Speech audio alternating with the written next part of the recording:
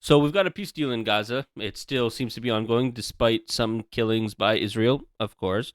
And as I'm sure you can imagine, the peace deal, it hasn't been all sunshines and rainbows, especially in terms of what Israel is doing. Now, they are doing a what they call a hostage exchange. And what it is Israel is releasing their hostages, and Palestine or the Hamas will be releasing the prisoners of wars that are left being held in Gaza.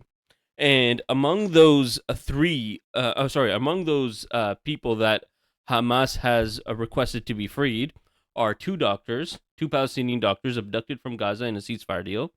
And Israel has refused that, and one other person. Now, I wanted to start this video with a clip, Piers Morgan, where he was asking. I don't remember who the guest was. I don't remember anything. All I remember is him asking, where is Nelson? Where is the Palestinian Nelson Mandela? Nelson Mandela, if for those of you who don't know, is the South African leader that helped South Africa move on or free. He helped them get free from apartheid. Wow, I couldn't think of what I was trying to say there. So essentially, Marwan Barghouti is the Nelson Mandela, as they say, of Palestine. And why? It's because he's an ex-Fatah leader who is who has this ability that Israel believes to unite all of the different sections of Palestinians. So we've talked about Hamas, PIJ, Fatah, and the Jenin Brigade, and all these groups together to form a strong Palestinian unified alliance. And Israel doesn't want that. Israel needs these factions, right? That's why they prop up Hamas. They were propping up Hamas in Gaza. That's why they're collaborating with their collaborators, the Palestinian Authority and Mahmoud Abbas in the West Bank. Now, while they're propping up Hamas, don't get it twisted that Hamas is some in the pocket of Israel. They're an Israel construct or something like that. That's not what it is. What it is Netanyahu knew that Hamas being an enemy in Gaza means that he will have the ability to explain why apartheid and the open concentration camp of Gaza is necessary. Right? So yeah, let's get into it. Let's talk about it and go from there. So this is from Quds News Network from 20 hours ago. Israel refuses to release two Palestinian doctors abducted from Gaza in a ceasefire deal. So this one is one of the doctors, Dr. Hussam Abu Safiya. You might have seen this famous picture of a lone doctor in a white lab coat walking through the absolute destroyed streets of Gaza towards the Israeli occupation and their tanks. The reason he's been detained is because he refused to leave his patients behind. This is the doctor in its truest sense. He had the ability. He was told he had to evacuate. And he said, I have patients here who cannot evacuate. I am not leaving them. And he is now being held without charge, by the way. They're saying that he's being investigated and suspected of terrorist activities. Now, remember, Israel has this rule where if you don't leave a combat zone, as they say, without after a certain period of time, what happens? You are now considered a terrorist. So I guess because he's a doctor who refused to evacuate the hospital because he had patients who couldn't evacuate, he is a terrorist. So the child that couldn't evacuate because his whole bottom, both his legs have been blown off, and he's in critical condition, is also a terrorist. Remember, according to Israel. And Israel has no qualms of leaving babies to, rot in the ICU units, or in the ICU. Redundant to say ICU unit, doesn't make sense. But, because they did that, right? They left a bunch of babies who were in intensive care to die and decompose after giving doctors assurances that they would be taken to safety so that the doctors would leave. And the doctors did leave. Now, when he sees that, why would he believe Israel and the IDF? Why would he believe him?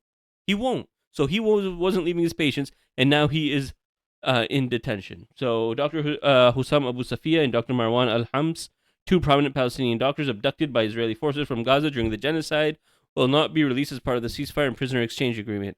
According to CNN, citing a source from Hamas, Dr. Hussam Abu Safia, who Israeli forces abducted last year, will not be released. The occupation refused to release the doctor. Dr. Marwan Al-Hams, the director of field hospitals in Gaza, will also not be released, the official added. As part of the ceasefire deal reached on Wednesday under U.S. President Trump's plan, Hamas must release the remaining 48 captives held in the enclave. Remember, all 48 captives that are all active duty soldiers that were taken.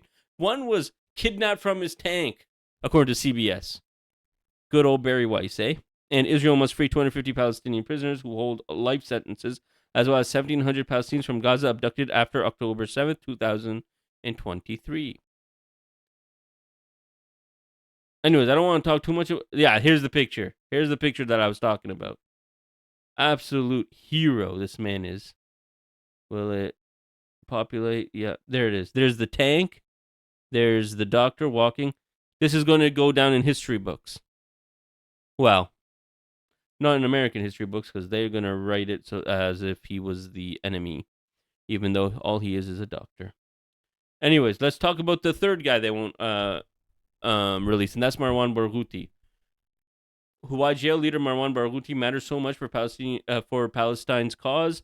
The charismatic Fatah leader has been in prison since a controversial trial against him in 2002, and Israel continues to deny him freedom.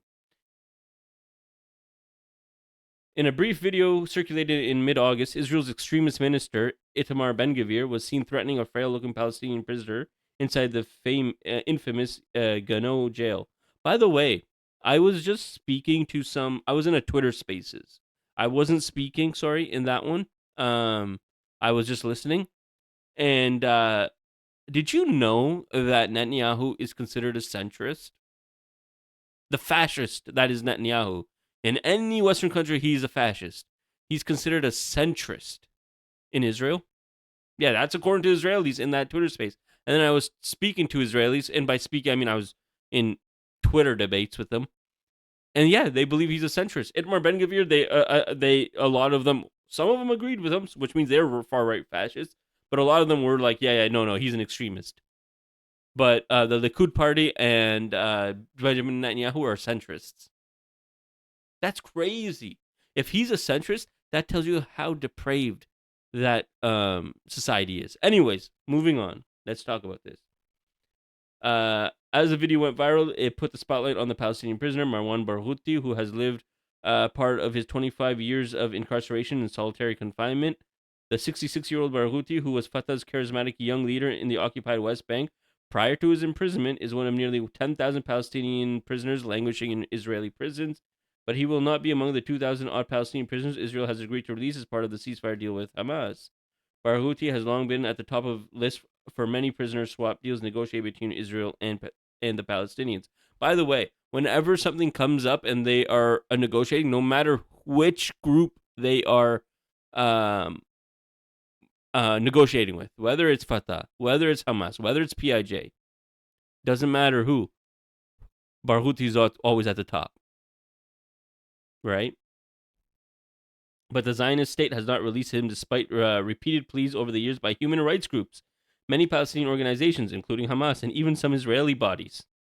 During his time in Israeli prisons, Barghouti has been repeatedly tortured and subjected to inhumane treatment, according to different sources. Though Barghouti is a member of the rival Fatah group, Hamas has repeatedly sought the release of the charismatic leader, who is widely seen as a bridge between all Palestinian factions.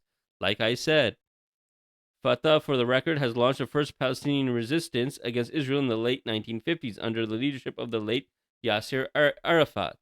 Since the 2006 vote, Hamas has governed Gaza, while the Fatah-led Palestine Liberation Organization, PLO, is in charge of the occupied West Bank. On Thursday, an Israeli government spokesperson categorically mentioned that Barghouti is not being released as part of the latest prisoner captive swap. By the way, Palestinians see this man as the leader that will lead them to peace. Wouldn't Israel want that? Want him to be released? Right? If he's going to be the pathway to peace, Israel always says, we want peace, we want peace, we want peace. And then they bomb Gaza right after. Like, their minister will be on TV saying, we want peace with the Arabs, we want peace with the Arabs. And then he's bombing Syria, Lebanon, and Gaza all at the same time. Anyways, they've been told that this man is seen as the person, the best way to a peaceful deal. If someone told me, like, this man is the leader that's going to bring peace between our two nations, I would want him released. Let's not kid ourselves. Israel has the ability, if he turns out to not want peace and start, doing terrorist, I wouldn't call it terrorism because, he's a occupied person. He has right to a violent and armed resistance. But if he denies any type of peace talks and wants to only engage in armed resistance, they'd be able to rearrest him right away anyways. They do that with so many of the prisoners anyways. That's the worst thing about these 1,700 prisoners. Most of them are probably going to, not most of them, but a lot of them, I'm going to guess 15 to 20% are going to end up getting rearrested for something stupid. They cheered on something they shouldn't have cheered on, and boom, they're going to be back in jail. Israel does this. They have a precedent of doing this. But if Marwan Barghouti is the pathway to peace, he's the first one I want released. If I truly wanted peace. But I bet you, I think this shows that Israel doesn't want peace. Sorry about that. Just got a little bit thirsty there.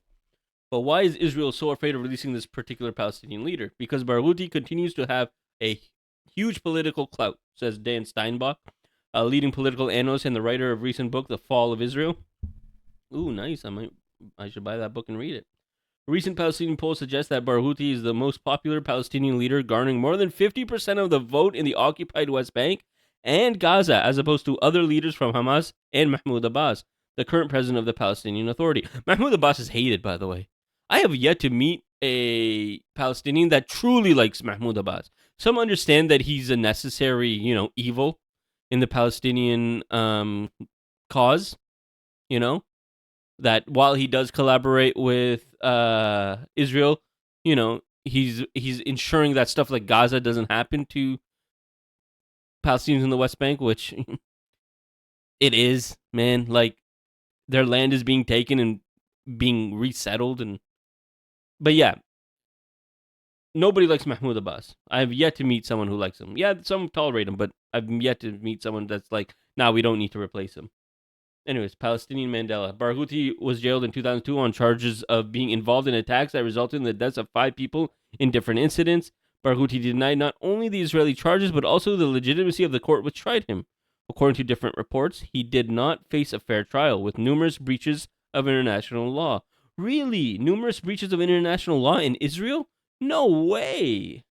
The Israeli cabinet is afraid of Barghouti because he can do what Prime Minister Netanyahu has struggled against since the late 1990s. He can unify the Palestinians, as Nelson Mandela once united the anti-apartheid movement in South Africa. Steinbach tells TRT World. Even some Israelis have similar views of Steinbach. To Steinbach. Alon Liel, a former Director General of the Israeli Foreign Ministry and the Israeli state's contact with Barghouti before his imprisonment, is among them. Israel is afraid of Barghouti's ability to unite the Palestinian people behind him. That's exactly it. They don't want a united Palestine. And who is Marwan Barghouti, Palestine's Mandela, that Israel won't release? I think this is exactly the same article, so we'll just keep with this one. Lil draws attention to a stark similarity between Mandela and Barghouti. Both were jailed for 27 years in total. Prior to 2002, Barghouti was jailed by Israeli authorities between different periods since the 1970s. He joined Fatah when he was a 15-year-old. 5 years later, he was arrested and imprisoned by Israel for more than 4 years. Like Mandela, Barghouti also has also been able to stay politically active during his imprisonment, launching different initiatives, including the Palestinian Prisoners Document. Nice. That's him on the wall, the apartheid wall. The document calls for Palestinian independent state with East Jerusalem as its capital and including all territories occupied in 1967. The document's diverse authorship, written by members of Hamas, Fatah, and the other Palestinian resistance groups, sealed his ability to appeal to different factions. That's another thing. Prior to this document and these writings, different PIJ wanted something different from Hamas, and Hamas wanted something different from Fatah, and Fatah wanted something different from Jenin, JB. And now they all agree on something. And what's funny about it, they all agree on something that is still a compromise. Because the true solution to this is one state, secular democracy, equal rights to everyone, to the Jewish people who are living there, to the Muslims, to the Arabs, to the Palestinians, whoever. Right of return and reparations. That's the true way to getting peace. But they were like, listen, we are willing to do the 1967 borders, not the 1948 borders, which is what the UN cut up for when they cut up Palestine to create Israel. Not even that. So Israel will get more land than they were originally given. But Israel doesn't want that. Israel wants part of Egypt. Israel wants to take over Syria. They want to go back to Mecca and Medina. The document's diverse authorship. Oh, sorry, I read that. Ramzi Baroud, a Palestinian political analyst and writer, says that Barghouti represents a less factional, more nationalistic generation of Palestinian leadership. If he was freed, Barghouti could finally catalyze a new unifying national discourse that transcends both factional divisions and geographical separation, Baroud tells TRT World. Prominent Palestinian professor Sami Al-Arian describes Barghouti as a Palestinian patriot paying a huge price for Palestinian self-determination. While Barghouti defended armed struggle in the occupied West Bank and Gaza, he advocated peaceful opposition in other areas under direct Israeli rule. As a result, he found allies not only in Palestinians, but also in Israeli political circles, who seek a peaceful end to the conflict, according to Steinbach. In the current stage, Barghouti's status is a transcendental character over Palestinian factionalism, can pave the way for a new joint Palestinian leadership, which can also help lay out a political ground for peace with Israel, according to experts. Barghouti may be a bridge from going from genocide to a final political agreement with Israel, said Zaha Hassan, a human rights lawyer and a senior fellow at the Carnegie Endowment for International Peace. Although there is a big question mark over who will govern Gaza in the proposed transfer of power scene, Hassan feels that Barghouti would be acceptable as the Gaza administrator for Hamas and most Palestinians. But Netanyahu's never going to allow this because Netanyahu wants to grab the land of Gaza. He doesn't want peace with Israel. And I think their denial of letting him go is a perfect example of that. Anyways, I don't really know how to end this now. My whole point was that I don't think Israel is looking for peace. I don't believe they will do anything to, move the idea or move towards a peaceful resolution. And I completely believe that they want him to languish and die in prison, and they want these armed resistance groups to keep fighting against them because it gives them the excuse to have a security border and having an occupying type of troops in the West Bank. Because listen, our illegal settlers who are our citizens are not safe here, and we need to fight against the Jenin Brigade or whatever it is.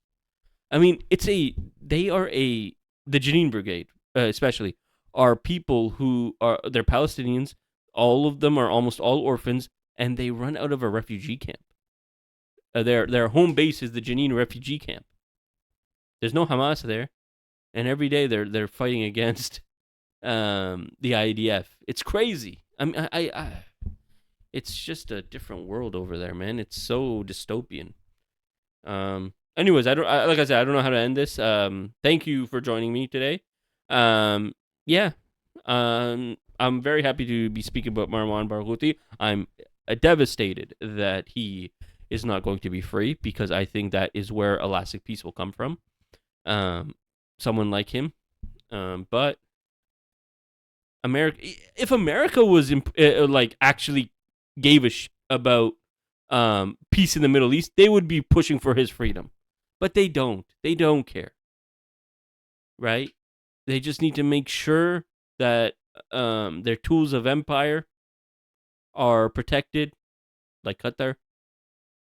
They don't care about anything else. As long as Israel is signing their AIPAC paychecks, and as long as the money is flowing into their bank accounts, these politicians don't give a damn about peace in the Middle East. Anyways, I'm going to end it there. Thank you for watching. If you like this video, please subscribe. Also, actually, I want to ask you guys, what do you think? Why do you think they won't allow these two doctors, and more importantly, the two doctors need to be released, but why don't you think they're going to allow Marwan Barghouti out? Do you think it's because they don't want peace? Do you think it's because it's something else? I would love to know, because it doesn't make sense. Play devil's advocate. Tell me why you think it's a bad idea to let him out. I'd really like to know. Anyways, if you want to email us, and by the way, we got like 38 emails. I might need to make a video going through those emails. But if you'd like to email us, it's contact@thetungstenwire.com. Again, that's contact@thetungstenwire.com. If you would like to write for us, if you have an op-ed, if you have an opinion piece, if you have an essay that you want to publish on the Tungsten Wire, please let us know. Reach out to contact@thetungstenwire.com. And yeah, we can discuss and see if we can get it. Or if you don't have a piece but you would like to write for us, reach out. We're more than happy. We're always looking for new writers.